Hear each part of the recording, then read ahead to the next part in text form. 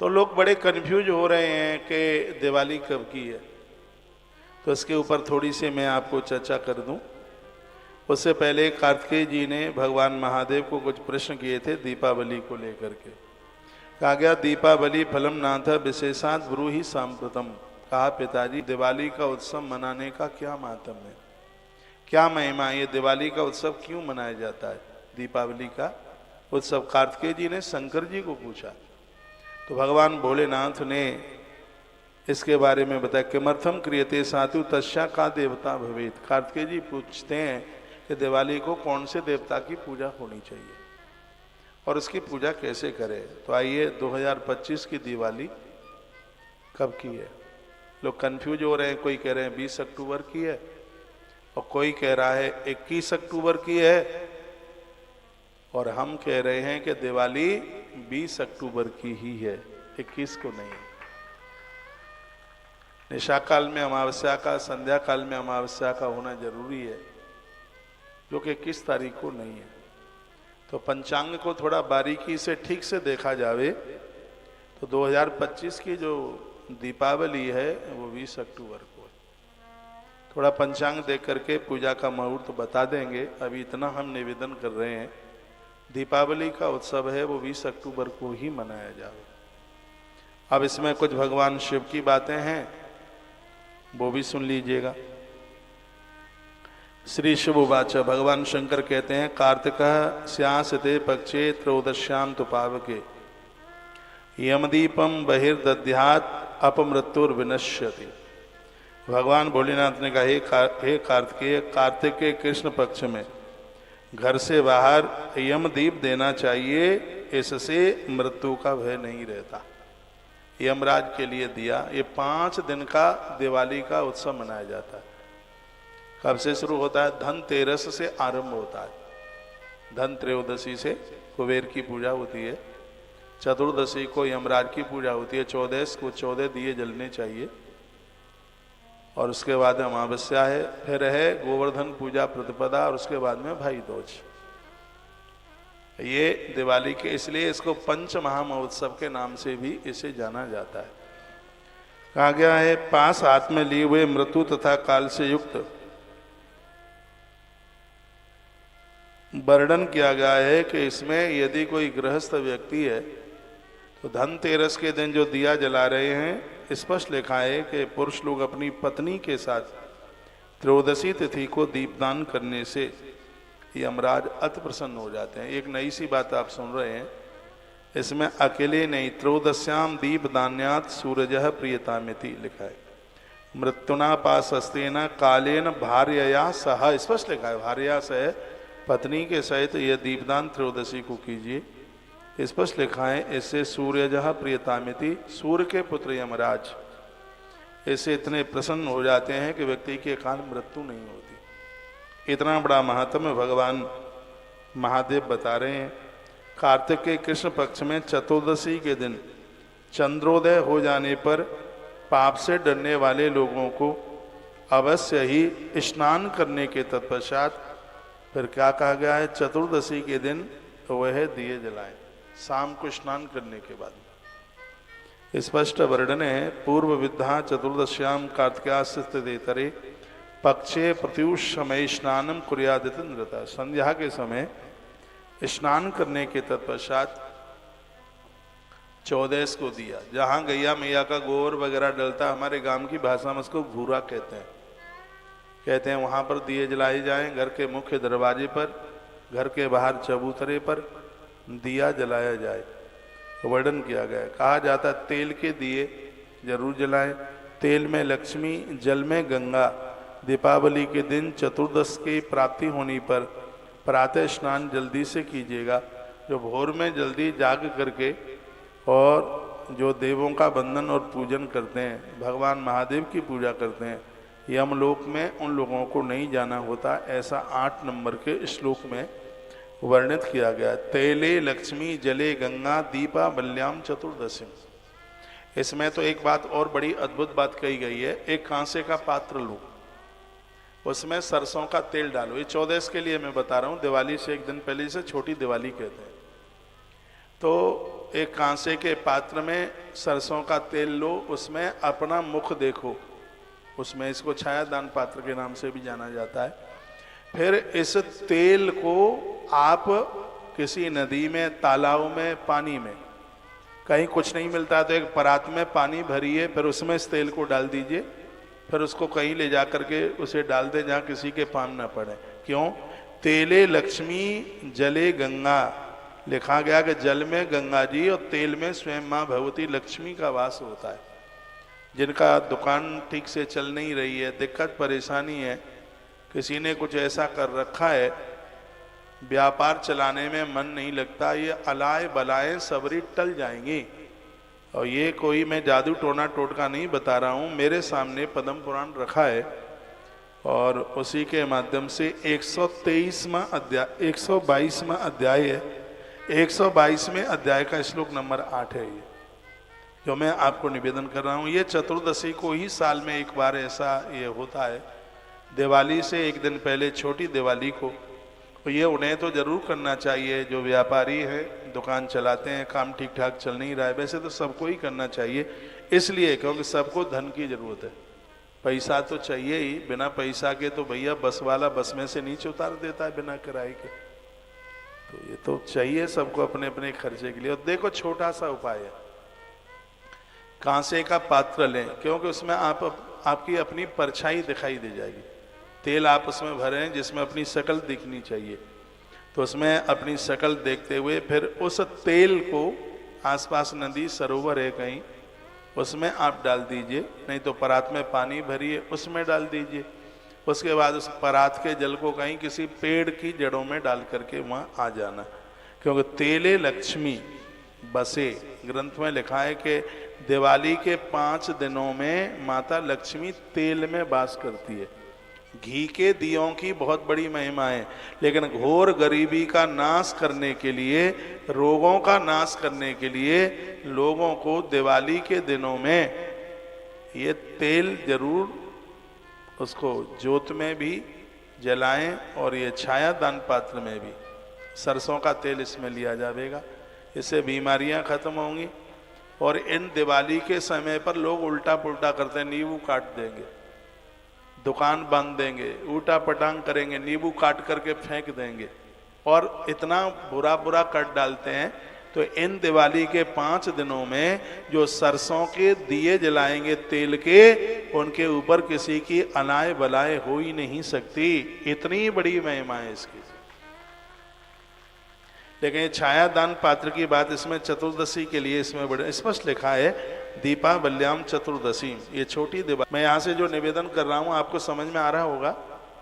और पात्र ही फेंक के ना आ जाना, कांसा बहुत महंगा आता है, पात्र अपने घर ले आना, ये नहीं कि उसको ही सहित आप फेंक के आ जाए, सब बताना पड़ता है मुझे।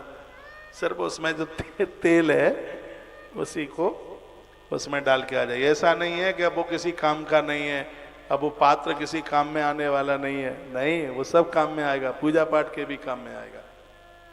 उसको आप लेकर के आ जाइए तो इतना आनंद हो जाएगा। तेले लक्ष्मी जले गंगा, 5 दिन इस जल में स्वयं माता भगवती स्वयं चल करके आती है।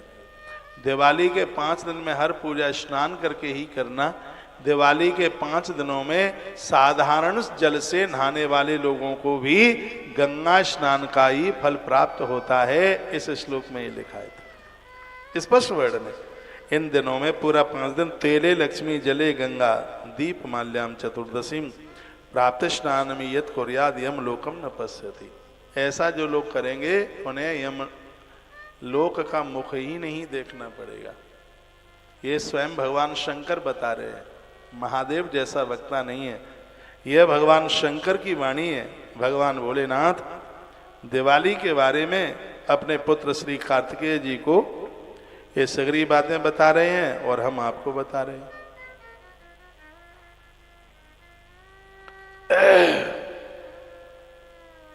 14 नाम लेकर के 14 दिए जलाएं। छोटी दिवाली को, रात्रि को 14 दिए।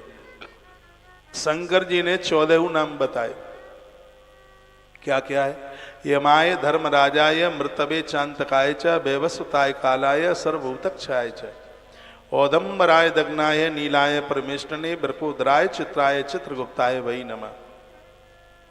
नरकाय प्रदातव्यो दीप संपूज्य देवता। शंकर कहते हैं जो ये 14 नाम यमराज के लेकर के जो दिया जलाएगा उसे जीवन में कभी नरक नहीं जाना पड़ेगा। शंकर जी कहते हैं मेरा दावा है, ये भगवान भोलेनाथ कहते हैं।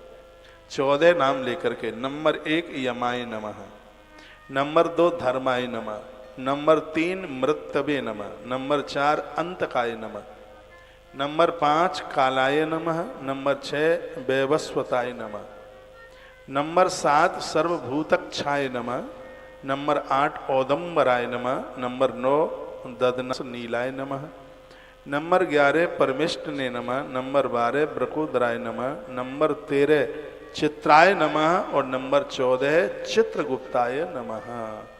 ये है, कहा गया है कि यदि ये नाम लेकर के प्रदोष काल में जब संध्या का सूर्य अस्तांचल की तरफ चला गया है स्नान करके और ये 14 नाम लेकर यमराज के लिए ये दिए जलाए जाएं, ग्रंथ में लिखा है अकाल मौत नहीं होगी।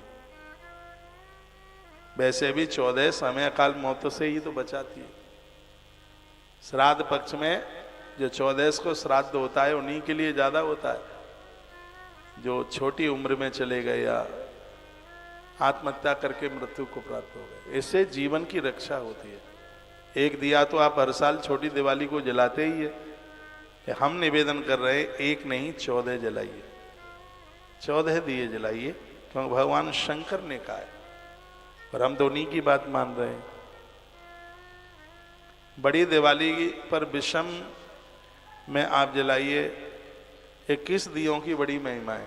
बड़ी दिवाली को तो काम आपका 19 नहीं होगा, 21 ही होगा। ज्यादा भले ही कितना भी जला दो 21 से कम नहीं। उसमें सरसों के तेल के और घी के दिए।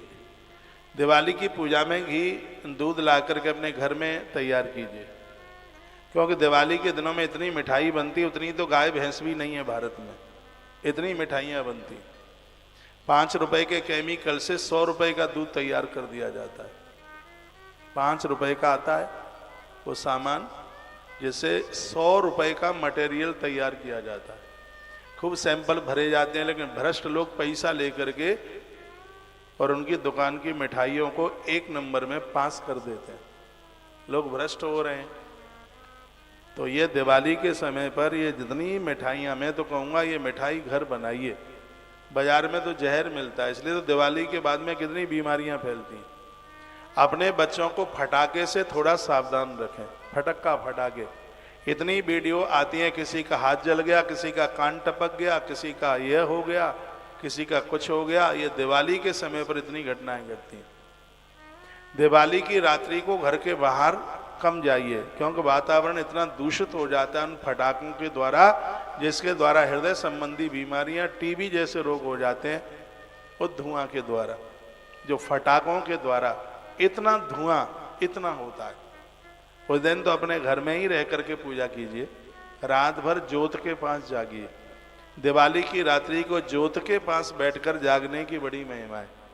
रात को नींद भी आवे तो फिर आप वहीं लुढ़क लीजिए और सुबह आपको मालूम है कि दिवाली की वो जो पूजा करते हैं, आरती रात्रि को नहीं, आरती भोर में होती है लक्ष्मी माता की।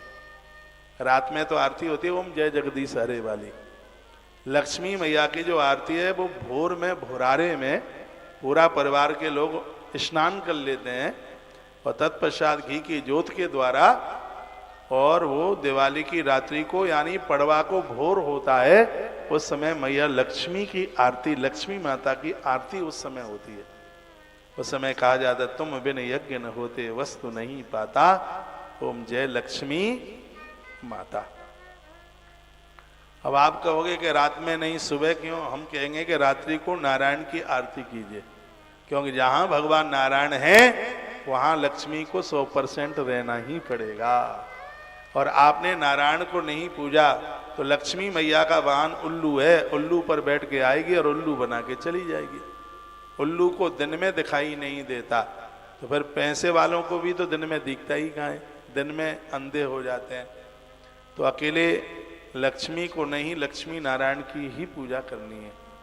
ये ध्यान रखें इस बात के लिए। भोर में माँ लक्ष्मी को वंदन प्रणाम करते हुए कह दीजिए, हे माँ हमें आप कभी त्यागना मत, हम तो तुम्हारे बच्चे हैं, माई को प्रार्थना करना। तो दिवाली को लेकर के मैं तो 25 वीडियो डालता हूँ हर साल, इस साल 2 और ज़्यादा डालेंगे, 27 डालेंगे। हाँ, जो कुछ बढ़िया बढ़िया जो बातें हैं वो सब आपके पास में ये पहुँचे। फिर लिखा है प्रातः गोवर्धनो पूज्यो। दिवाली मनाने के तत्पश्चात फिर पड़वा के दिन स्पष्ट लिखा है गोवर्धन पूजा कीजिए। दिवाली की पूजा में जो कुछ कमियां रह गई होंगी गिरिराज भगवान सब पूर्ति कर देंगे। गोवर्धन धराधार गोकुलः त्राण कारकः। पूरी धरती को गिरिराज गोवर्धन भगवान ने बचाया। जो गोवर्धन की पूजा करते हैं भगवान गोविंद उनके ऊपर अति प्रसन्न हो जाते हैं। कहा गया कि गोवर्धन पूजा में आप गौ माता की जरूर पूजा कीजिए। या लक्ष्मी लोकपाला नाम धेनु रूपेण संस्थिता। जो गोवर्धन पूजा में गौ माता की पूजा करता है मैया लक्ष्मी अचल होकर उनके घर में बैठ जाती है। उनके घर को छोड़ करके माई कभी जाती नहीं। ये महिमा गोवर्धन पूजा की है। गावों में हृदय संतो गवाम मध्य बसाम्यम। भगवान को प्रार्थना कीजिए, प्रभु गैया मेरे हृदय में रहे, मैं गौ माता के मध्य में रहूं, हम कभी गौ माता से दूर न जाएं। जहाँ पर गौ माता की पूजा होती है वहाँ समृद्धि बढ़ती है, वहाँ लोक और परलोक सब संभल जाते हैं। ऐसी धरती की कोई समस्या नहीं है जिसको गौ माता जिस समस्या को दूर न कर दे। गौ माता तो हमारी विरासत है, हमारी संपदा है। इसमें तो स्पष्ट भगवान शिव कहते हैं अग्र संतु में गावो में संतु पृष्ठतः। हे कार्तिकेय घृतम बहत यज्ञार्थे ममा पापम रिपोवती। गैया मैया न होती तो घी न होता, और घृत न होता तो यज्ञ न होते तो लोगों के पास अपार धन नहीं होता, उनके पास समृद्धि नहीं होती। तो दुनिया को जितनी भी संपदा मिली है हे कार्तिकेय इसमें आधार गौ माता का है, गौवंश का है। इसलिए हर मानव जाति को प्रतिपदा के दिन गोवर्धन पूजा वाले दिन गौवंश की पूजा जरूर करनी चाहिए। तब ही यह गिरिराज पूजा तब ही पूरी होती है। इसमें भृषवान जी का नाम लिया जाता है। भृषवान्य दासदानेश सामंतान प्रतिधन पदार्थ जनसंगाच श्रवे के कटकई। सो एक एक श्लोक में अद्भुत बात कही गई है पूजन के बारे में। अब मैं भागवत जी की कथा की तरफ आपको लेके जा रहा हूँ। तो मैंने आपको त्रयोदशी से लेकर के और प्रतिपदा गोवर्धन पूजा तक की बातें कही हैं। भाई दूज के लिए भी मैं आपको चर्चा कर दूंगा। तो ये कुछ विशेष बातें थीं जो मेरे लिए कहना बहुत ज़्यादा जरूरी था। तो कहा गया है कि इसमें सर्व प्रकार से समृद्धि बढ़ती है। अंतोयम संकरो दुखी गौरी नित्यम सुखेस्तता। भगवान शंकर ने ये बात माता जगदम्बा को भी कही। क्या बात कही? कहा गया कि जो नारी का, मैंने कितनी बार कहा है, का जो नारी का अपमान करेगा, अब लक्ष्मी की पूजा करे और घर में नारी का अपमान करे तो उस घर का सुख चला जाएगा। दुखी गौरी नित्यम, उस परिवार के लोग शंकर जी कहते हैं नित्य दुखी रहेंगे, परेशान रहेंगे। इसलिए अब ये से हम निवेदन कर देते हैं, दिवाली जैसा महा उत्सव है मिलजुल करके कीजिए। घर की बहुएं हैं पियर चली गई हैं, दिवाली के दिनों में अपनी असली लक्ष्मी को अपने घर बुला करके रखिए, तभी तो घर की समृद्धि बढ़ेगी। तो इस वीडियो में ये कहा गया, इस कथा में ये कहा गया दिवाली कब की है? 100% दीपावली 20 अक्टूबर की है। 20 अक्टूबर को ही दिवाली का महामहोत्सव मनाइए। बोले लक्ष्मी नारायण भगवान की जय हो। जय जय श्री राधे जय जय श्री जय जय। श्री राधे श्याम। आइए अब हम श्रीमद् भागवत जी की कथा की तरफ चल रहे हैं। बहुत आनंद देने वाली कथा। सूत सौनकादियों को कथा सुना रहे हैं। कहते हैं भागवत की इतनी बड़ी महिमा है भागवत की कथा के लिए देवता स्वर्ग छोड़कर मृत्यु लोक आ गए और महात्मा सुखदेव जी को, गुरुदेव सुखदेव जी को कहा, गुरुजी राजा को श्राप लगा है सांप के डसने का, तो हम स्वर्ग से अमृत लेके आए हैं, राजा को पिला दो और इसके बदले में भागवतामृत हमें दे दो। तो गुरुजी ने क्या जवाब दिया? क्व सुधा क्व कथा लोके क्व कांचक मणिर्मान। तुम्हारा स्वर्ग का जो अमृत है,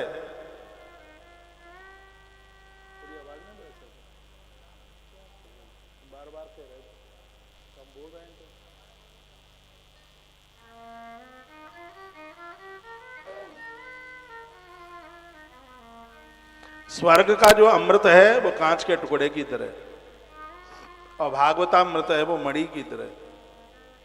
देवताओं, तुम इसके लायक नहीं हो, तुम स्वार्थी हो, हम तुम्हें ये अमृत नहीं दे सकते। अवक्तास्तांश विज्ञाय न ददौस कथामृतम। सुखदेव भगवान ने कहा जो अनादिकारी है उसके बीच में कभी भी वक्ता को इस कथा का गायन नहीं करना चाहिए।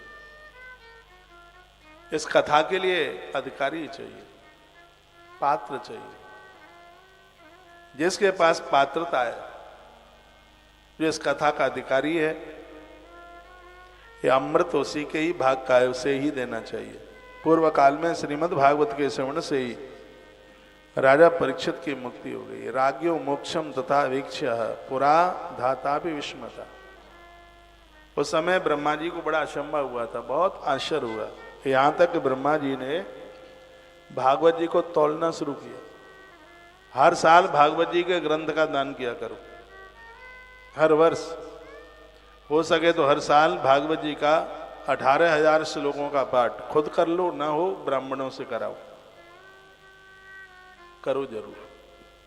भागवत इतनी महिमा युक्त है। पठना श्रवणा सद्यो वैकुंठ फलदायकम। इसको पढ़ने से या सुनने से दोनों प्रकार से भागवत मोक्ष ही देती है, मुक्ति देती है। घर में कोई वृद्ध है, कोई बूढ़े हैं, थोड़े बहुत समय के ही मेहमान हैं, भागवत जी का एक आधा अध्याय उन्हें रोज सुनाओ, वो मुक्त हो जाएंगे। एक अध्याय सुनाओ भागवत जी का, कटोरी में गंगा जल रखो, उसमें थोड़ा तुलसी पत्र डालो, और अध्याय जब पूरा हो जाए तो उस मरणासन्न व्यक्ति को वह गंगा जल तुलसी पत्र के सहित पिला दो। उसे प्राण छोड़ने में इतना भी कष्ट नहीं होगा, जितना पांव में कांटा लगता है उतनी वेदना होती है, उतना भी कष्ट नहीं होगा। ये प्रभाव श्रीमद् भागवत जी का है, ये प्रभाव भागवत का है। धुंधकारी जैसे, तालियां तो आपको बजानी ही नहीं है, धुंधकारी जैसा महापापी भी इस कथा के माध्यम से भैया वो तो तर गया, उसका उद्धार, उसका आत्म कल्याण हो गया। सनकाद्ययी पुरा प्रोक्तम नारदाय दया परई। सनकादिक ऋषियों ने, देवसी नारद जी ने कथा को सुना और सुनाया। सौनक जी कहते हैं सप्ताह श्रवण विधि कुमारी तत्व भाष्यता।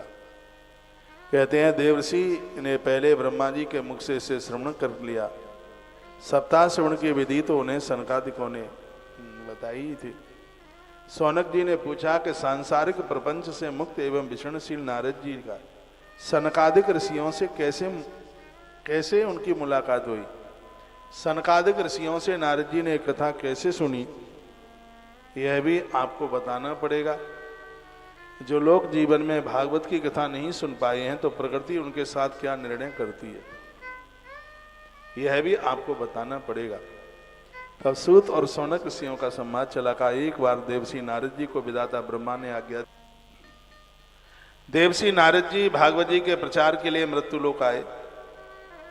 जगह जगह वह जा रहे थे, श्रीधाम वृंदावन से भी वो निकले। लिखा है, वर्णन किया गया, हम तू पृथ्वी या तो ज्ञाता सर्वोत्तमा में थी। संत कुमारों से मुलाकात हो गई थी तो सनत कुमारों ने पूछा कथम ब्रह्मा दीन मुखा कुत चिंता तरो भगवान। अरे नारद जी, आप कुछ चिंतित हैं, बात क्या है? नारद जी की आंख में आंसू आ गए। उन्होंने रो करके कहा, हरि क्षेत्रम कुरुक्षेत्रम श्री रंगम सेतु वंदनम। ऐसी कौन सी जगह थी जहां मैं नहीं गया? मैं हर तीर्थ में गया, कहीं भी मुझे सत्यम नास्ति तपा स्वचम दया दानम न विद्यते। नारद रो रो के कहते हैं, मुझे कहीं सत्य नहीं दिखाई दिया, झूठ लोग, सब जगह उनकी झूठी ही बातें हैं। ये मैंने अपनी आंखों से देखा। और कलयुग का ये बहुत बड़ा दोष है, लेना झूठा, देना झूठा। आपने दे भी दिया होगा तो लेने वाला इतना बेईमान होगा, द्वारा मांगने के लिए तैयार हो जाएगा। लेने वाले झूठे, देने वाले झूठे, खिलाने वाले झूठे और खाने वाले झूठे। ये चार दोस्त इस कलयुग में बहुत भारी है। झूठे पात्रों में, बर्तनों में खाते हैं। घर में कोई आ जाए तो उन्हें झूठे बर्तनों में खिलाते हैं। कितना बड़ा अपराध है। ये कांच के बर्तन आप यूज करते हैं, ये झूठा ही तो, ये सब झूठे हैं। ये तो पावन पवित्र होते ही कहाँ है।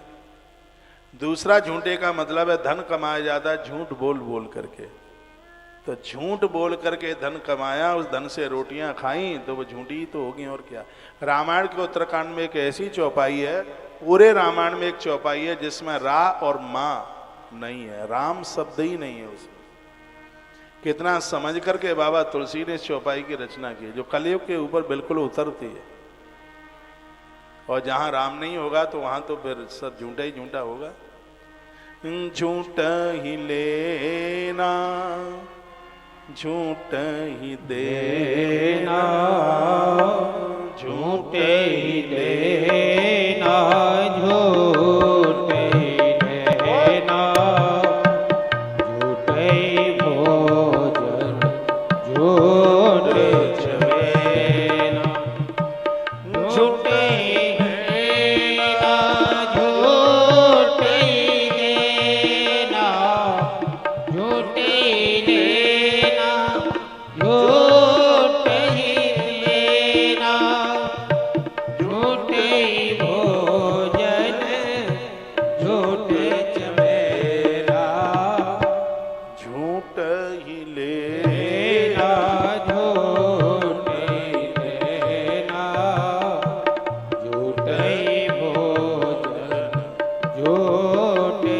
चमेरा, झूठ ही लेना, झूठे ही देना, झूठे ही भोजन, झूठे चमेरा, झूठ ही देना, झूठे ही देना, झूठे ही भोजन, झूठे चमेरा, झूठ ही लेना, लेना, झूठे ही देना, झूठे ही भोजन, झूठ चमेरा। पूरी चौपाई में बाबा तुलसी ने कहीं राम मां शब्द नहीं डाला, तो हमने भी श्री राम जय राम नहीं बोला, इसलिए नहीं बोला। कलयुग का दोष है झूठे ही लेना। कलयुग में लेने वाले झूठे आपको कहेंगे 15 दिन में वापस कर देंगे, और कर्जा लिया है उसको अपनी बापौती मान लिया, लेके देते ही नहीं है। लेने के लिए आते तब कितने सीधे लगते हैं,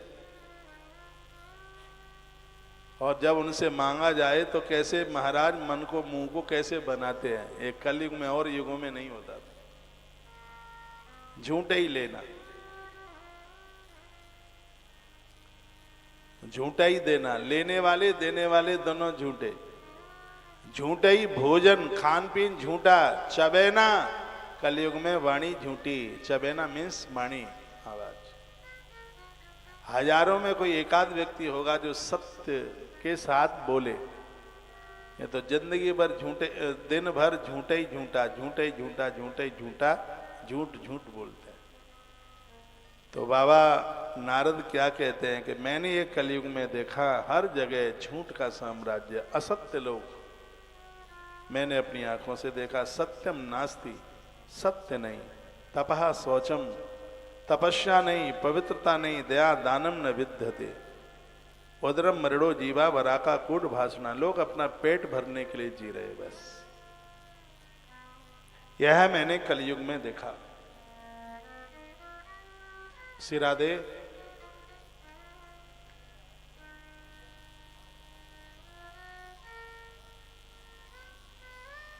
देखा है श्रीमान जी।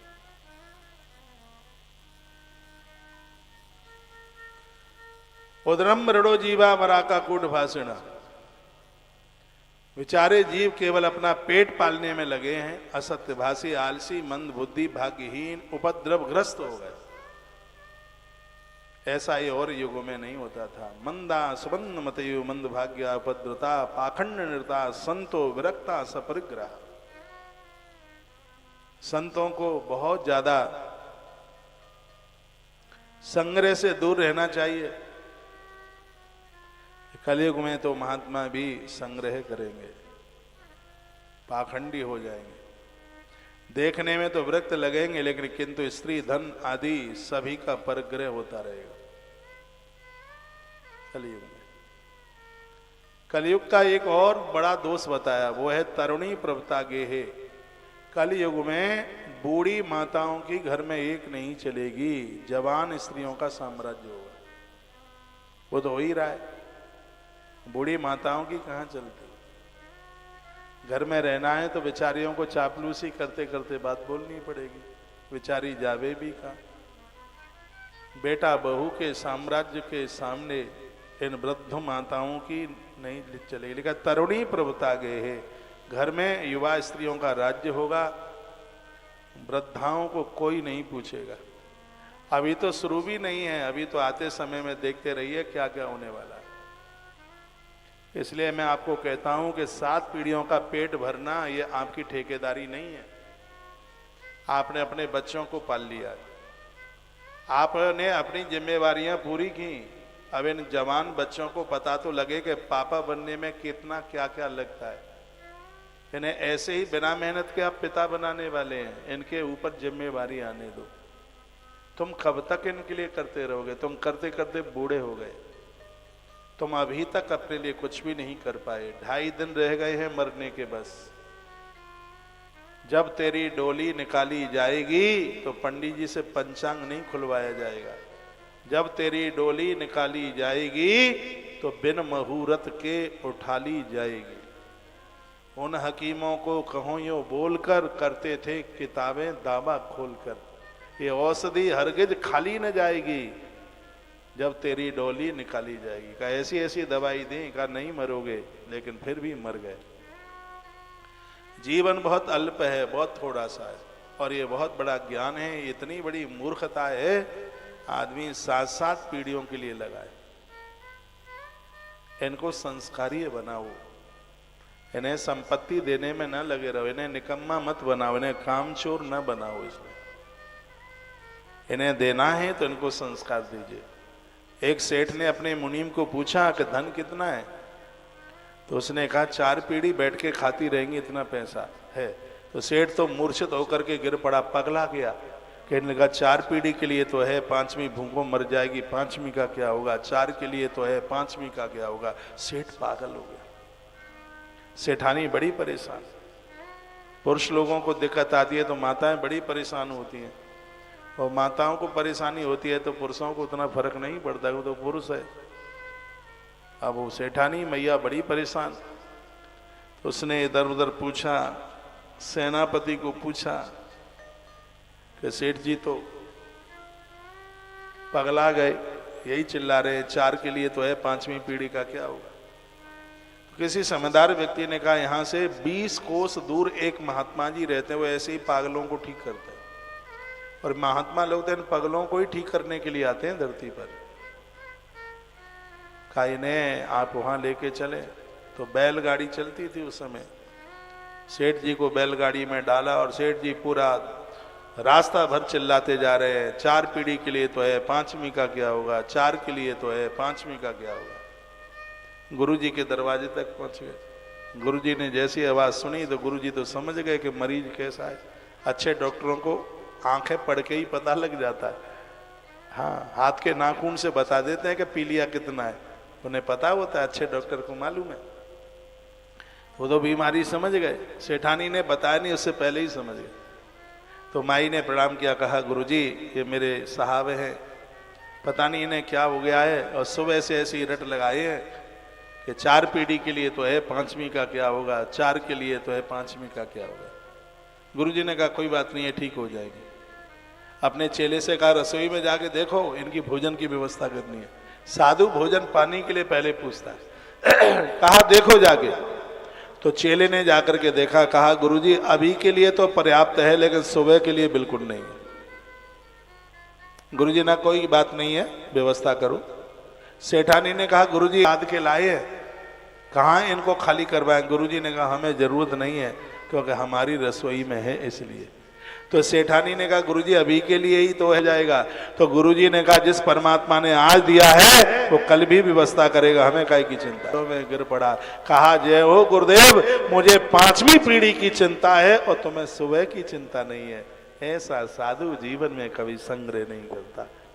मैं एक बार फिर कहना चाहूंगा आपको कि आपने ठेकेदारी ले रखी है, 7 पीढ़ी तक बूढ़े हो गए इन सब के लिए करते करते। जिंदगी के अंतिम श्वास के 24 जन्म ले लेना तो भी इस खानदान को तुम तृप्त नहीं कर सकते। यहाँ ऐसी फैमिलियां बैठी हैं जिन्होंने अपनी पूरी जवानी इस परिवार के लिए निकाल दी, अपने लिए कुछ नहीं किया। जब बच्चे विवाह के लिए हो रहे थे तो थोड़ा देना बंद किया, तो वही घर के लोग क्या बोलने लगे, अरे वो तो मेरिया का भगत है, उसने क्या किया है? अपने बच्चों के लिए, घरवाली के लिए जीता है, उसने हमारे लिए क्या किया? तुम इस दुनिया के लिए 60 बार काम करो, 61वीं बार मना कर दिया तो 60 के ऊपर पानी भर गया। संसार की तो हालत ही ऐसी है, कोई नहीं तुम्हारी सुनता। आपने जीवन की 70 साल तो संसार को दे दी। मैं पुष्कर की पवित्र धरती से निवेदन करूंगा, बची कुछ ही 10-5 साल हैं, यदि इसे भगवान को दे दोगे तो परमात्मा राजी जरूर हो जाएगा, तो प्रसन्न हो जाएगा। तो बहुत आग्रह पूर्वक निवेदन है, अब तो घर में ऐसे रहो जैसे समधी के घर में रहते हैं। समधी के घर आप गए नहीं होंगे, समधी के घर दूध जलेबी मिलती है खाने को, घर में भले ही बाजरा की रोटी ना मिले। समधी के घर चकाचक भरेमा भिंडी मिलती है, मटर पनीर तो ऐसे मिलता है कि गाड़ी दो बिल्कुल, इतनी खुशामंद होती है। थैला लेके चलते हैं, समधी जी कहते हैं थोड़ा रुको, एक दिन और रुक जाओ, फिर रुक गए, फिर चले थैला लेके, एक दिन और रुक जाओ। भैया क्यों थैला लेके बार बार चलते हो? जब दूध जलेबी मिल रही है तो खाओ समधी के यहाँ, क्यों जा रहे हो? वो व्यक्ति कहता है कि काम समधी के घर से नहीं चलेगा, भले ही दूध जलेबी कितनी भी मिले, काम तो अपने ही घर से चलेगा, लौट के अपने घर जाना पड़ेगा। ये संसार समधी के घर की तरह है, परमात्मा की देहली अपने घर की तरह है। काम उस घर से चलेगा, इस घर से नहीं चलने वाला, एक दिन लौट करके वहीं जाना पड़ेगा। इसलिए उस घर को नहीं भूलिएगा। बूढ़े हो गए संसार को करते करते काम, थकान नहीं मानी, लेकिन अब टूट गए, पड़े रह गए। इतना करने पर भी बेटा कहता है कि तुमने क्या किया हमारे लिए? सोनू के पापा ने तो 4 प्लॉट दे दिए, आपने क्या किया? उस समय बड़ा दुख होता है। एक फौजी ठंड में सुगड़ता हुआ अपने बच्चों के लिए छाती पर गोली झेलने को तैयार खड़ा है। वो सोचता है कि मेरे बच्चों को कहीं, मेरी पत्नी को कहीं हाथ न फैलाना पड़े। पूरा जीवन उसने नौकरी में निकाल दिया, दिन को दिन, रात को रात नहीं कही, लेकिन इस समाज ने कभी उसे प्रशस्ति पत्र नहीं दिया। ऐसा ही होता है। लेकिन जिसने समय भगवान को दे दिया, बचा कुचा जीवन है। सरकार भी 60 में रिटायरमेंट कर देती है और आप 85 में घर के खासम खास बनना चाह रहे हैं, 80 में है। अब ये टाइम, ये समय तो अब ईश्वर के लिए, भजन के लिए, प्रभु चिंतन के लिए। अब ज्यादा घर में मन चिल्लाइए, नहीं तो बच्चे कहेंगे मम्मी पापा तो भौंकते रहते हैं। अब उनको यह भी नहीं पता कि भौंकना शब्द किसके लिए, वो यही बोले। अब ज्यादा नहीं चिल्लाइए, जवाबदारियां, जिम्मेवारियां इनको दे दीजिए। कहते हैं आंख ओझल सो पहाड़ ओझल। अब तो इनको जितना कम देखोगे तुम, उतने ही ठीक में रहोगे। इसलिए तो लोग इस बुढ़ापे में तीर्थ में चले जाते हैं, क्योंकि ये दिखे नहीं, इसलिए क्योंकि आपने सब मेहनत से कमाया है। ये उलीचेंगे, ये उसकी कदर नहीं समझेंगे तो आपको पीड़ा होगी, आपको दुख होगा। इसलिए वानप्रस्थ जीवन घर में रहने को नहीं होता, ये वानप्रस्थ जीवन तीर्थ में रहने को होता है। आज तो तीर्थ पिकनिक बन गए हैं। तीर्थ यात्रा वानप्रस्थ जीवन की एक धरोहर है। उस समय लोग तीर्थ में रह के, धृतराष्ट्र कितना भी बुरा रहा हो, लेकिन उसने अपना वानप्रस्थ जीवन है वो उत्तर काशी में जाके निकाला, पहाड़ों के बीच में। देवी भागवत में ऐसा वर्णन आता है। यह कथा हमारे और आप सबके लिए है। अब जो जीवन बचा है इसे भगवान के लिए समर्पित करते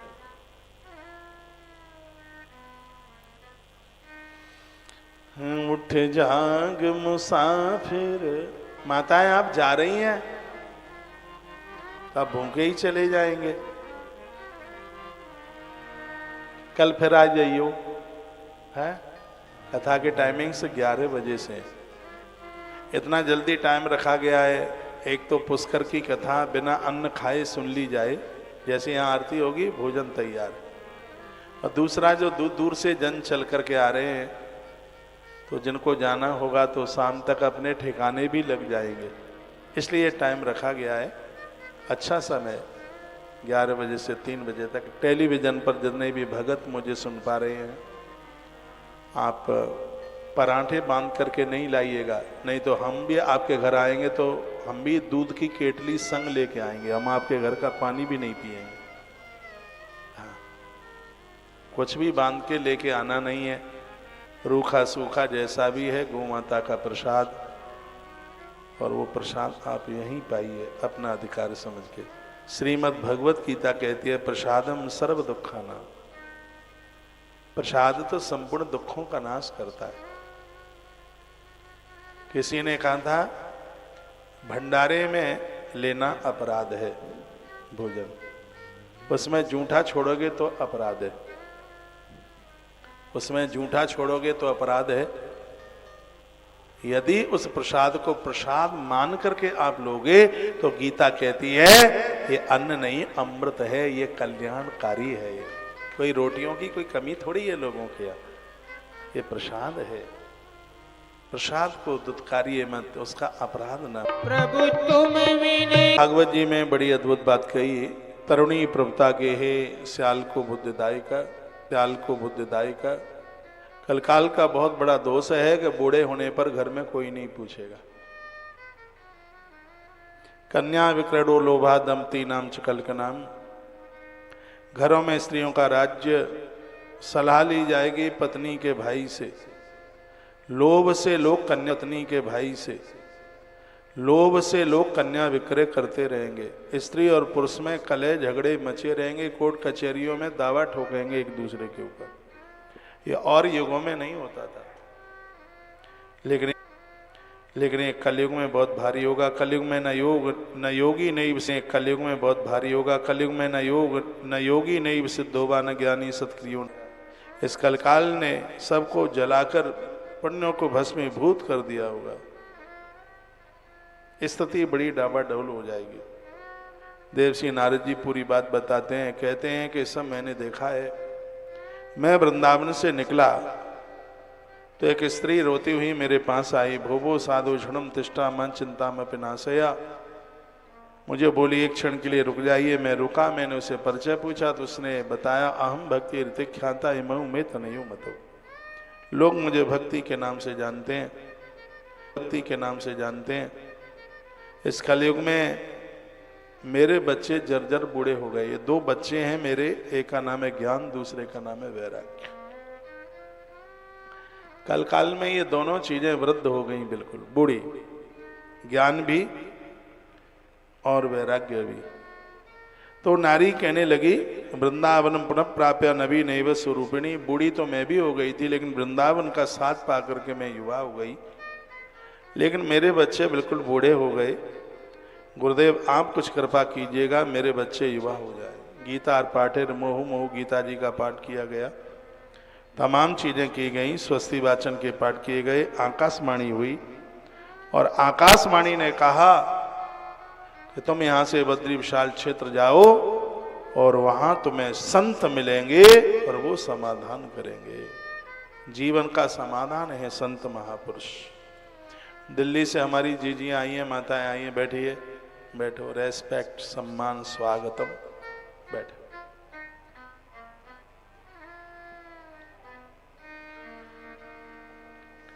सो मैं तो बस आपकी खोज में था, आप मिल गए हैं।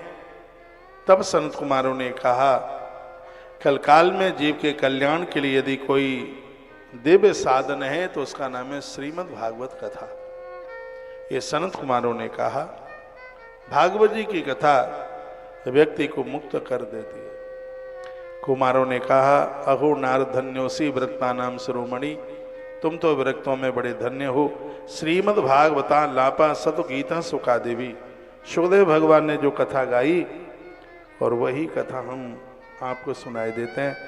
बड़ी अद्भुत कथा है। सिंह की गर्जना सुनकर जैसे भेड़िए भाग जाते हैं, उसी प्रकार से श्रीमद् भागवत की ध्वनि से संपूर्ण पाप इसी प्रकार से भाग जाते हैं। श्लोक बड़ा अद्भुत है। 62 नंबर का श्लोक है। प्रलयम ही गमिष्यन्ति श्रीमद् भागवत ध्वनि। इतनी बड़ी महिमा है। भक्ति ज्ञान विरागाणाम तद घोषेण बलम महत। ब्रजस्यति द्वयो कष्टम सुखम भक्तिर भविष्यति। प्रलयम ही गमिष्यन्ति श्रीमद् भागवत ध्वनि कल दोषा इमे सर्वे सिंह शब्दात ब्रकाएवा। जैसे सिंह की आवाज सुनकर के गीदड़ भागते हैं, भेड़िया भाग जाते हैं, भागवत जी की आवाज सुन करके वहां से पाप भी ऐसे ही पलायित हो जाते। देखो आज विज्ञान का युग है। सुबह आप अपने घर में काम धाम करते रहते हैं, मोबाइल में कोई कथा लगा दो, कथा चलती रहेगी और काम भी होता रहेगा, कानों में भगवान की आवाज भी गूंजती रहेगी। आप चाहें तो घर को वृंदावन बना सकते हैं, आप चाहें तो घर को आप अवध बना सकते हैं, आप चाहें तो तीर्थ बना देंगे आप अपने घर को। और वर्तमान समय में तो बड़ा सुलभ हो गया ये सब चीजें। पहले कथा के लिए बड़ी बड़ी दूर जाना पड़ता था। रामायण में कथा आती है कि कथा सुनने के लिए महात्मा अगस्त के यहाँ शंकर जी को जाना पड़ा। और पहले तो ऐसा ही होता था, कथा सुनने वाले लोगों को, कथा सुनने वाले लोगों को वक्ता के घर जाना पड़ता था। लेकिन ईश्वर ने ऐसी वेदांता बना दी, उन्हें पता था कलयुग के लोगों के पास समय होगा नहीं, तो ऐसा वेदांत बना दिया कि अब तुम्हें कहीं जाने की जरूरत नहीं है, कथा कहने वाले ही तुम्हारे नगर में आते रहेंगे, तुम्हारे गांव में आते रहेंगे, तो खुद आते रहेंगे। कहते हैं पाप बढ़ते हैं तो लोगों को गंगा के किनारे जाना होता है डुबकी लगाने के लिए, लेकिन भागवत गंगा तो ऐसी है जो स्वयं भक्त की देहली पर चल करके, स्वयं देहली पर, माइक खोल भाई, सुनता नहीं है,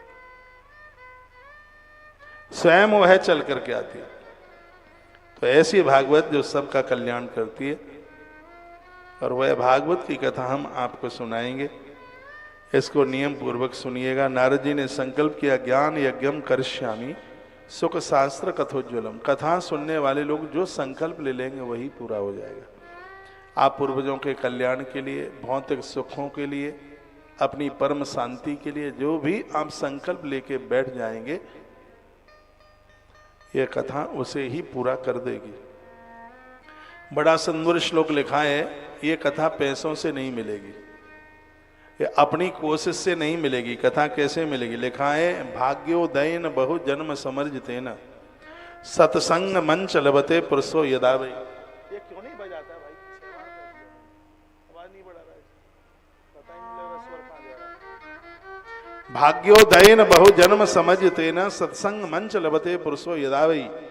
अज्ञान हेतु कृत मोह मदांधकारम नासा नासम विदाहि तदोदयते विवेक। इस श्लोक में लिखा है, वर्णन किया गया, जन्म जन्मांतर के पुण्य उदित होंगे तब कहीं व्यक्ति को भागवत जैसे पवित्र ग्रंथ की कथा सुनने का सौभाग्य प्राप्त हो सकता है। आप में ऐसे बहुत भक्त बैठे हैं जिनको पुष्कर आने का कोई प्रोग्राम नहीं था, 1% भी नहीं था, और बहुत लोगों ने 2 महीने पहले से टिकट बनवाई। आज मेरे पास फोन आया, महाराज जी कहीं यात्रा में गए थे, बीमार पड़ गए हैं, अब तो आने की पोजीशन नहीं है, टिकट तो 1.5 महीना पहले से बनवा रखी है। मुझे आज ऐसी भी माइया मिली, महाराज जी हमें तो पता भी नहीं था आपकी कथा पुष्कर में हो रही है। कल अचानक परसों अचानक वो टीवी खोली, आपका जयपुर में कोई कार्यक्रम चल रहा था, तो हमें वो सुनने को मिला कि आप पुष्कर आ रहे हैं। तो कल हमने बस पकड़ी और आज पुष्कर आ गए, कोई कार्यक्रम नहीं था और आप यहाँ पहुंच गए।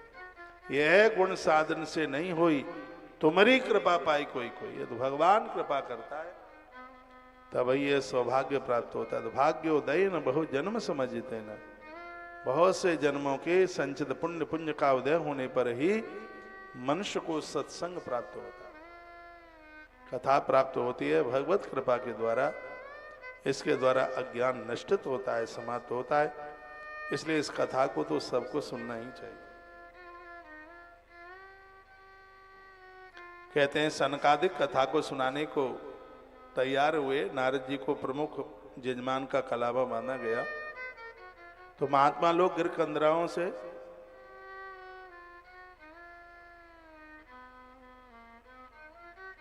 गिर गुहाओं से महात्मा लोग निकल के आ गए। भृगुर वशिष्ठ चवनश गौतमो मेधा तिथुदेव बलदेव रातौ रामस तथा गाध सुत शाकलौ मृकंड पुत्रा तज पिप्पलादा। इतने महात्मा योगेश्वर व्यास पराशर उच। इस कथा को सुनकर के योगी महात्मा गिर कंदराओं से गुहाओं से निकल के आ गए। कुछ माताएं खूब आराम से सो रही हैं, उनको थोड़ा जगह भी दे। मैं यहाँ से देख ही तो रहा हूँ आपको, और क्या कर रहा हूँ। एक बात मैं और निवेदन करूंगा, भाई दौज आ रही है, जितनी भी माताएं हमें सुन पा रही हैं, कन्हैया को अपना भाई बना लेना। ये दुनिया का भैया भले ही धोखा दे दे, लेकिन वो संवरिया भतई बनकर तुम्हारे घर जरूर आएगा। दिवाली के दिन है, उससे बड़ा पवित्र रिश्ता किसका कौन का हो सकता है।